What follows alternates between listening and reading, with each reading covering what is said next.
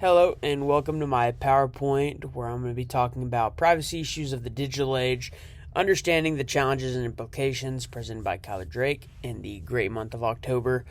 So let's jump right in here. So introduction to privacy. So whenever you think about privacy, it refers to the rights of individuals to maintain their personal information secure and keep it away from unauthorized access. Now, obviously, this is important because, especially in the digital age that we do live in, privacy is essential to protect personal data from misuse and to maintain individual autonomy and security.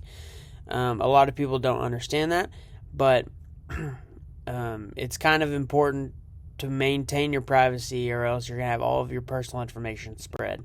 Now, privacy and data collection are kind of intertwined, but data collection refers to the process in which companies and organizations gather information about certain individuals, or just about individuals in general. The types of data that they collect, however, though, is like personal information, so your name, address, and phone number, browsing history, and online behavior, and then they do, and then financial information, credit card details, purchase history. But they do most of the browsing history and online behavior through cookies and tracking technologies. Social media platforms are also a way that they can track your data, and online forms and surveys. Then on the other side of things, you have third-party access, which is the sharing or selling of personal data to outside organizations or individuals without the user's explicit consent.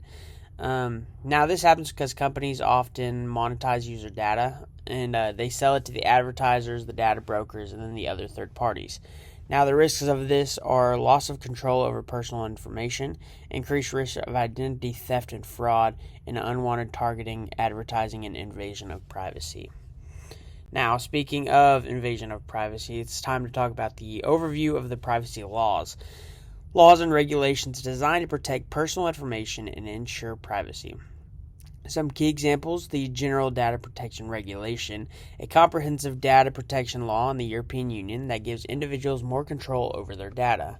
There's also the California Consumer Privacy Act, which I thought was pretty cool, a state law in California that provides residents with rights regarding their data, including the right to know what data is being collected and the right to request deletion.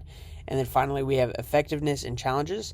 While these laws aim to protect privacy, enforcing them globally can be challenging due to different jurisdictions and varying levels of compliance. Next up, we have user rights. Every user has the right to access. This is known right to know what personal data is being collected about them and how it is being used. Then we have right to rectification, which is request corrections to any inaccurate or incomplete personal data. Right to erasure, also known as the right to be forgotten. Users can request the deletion of their personal data. Right to data portability. Users can request their data in commonly used format and transfer it to other service providers. And then the right to object. Users can object to the processing of their personal data for certain purposes, such as direct marketing. Then we have the best practices. These are my personal best practices for data privacy. I suggest you use strong passwords, create complex passwords, and change them regularly.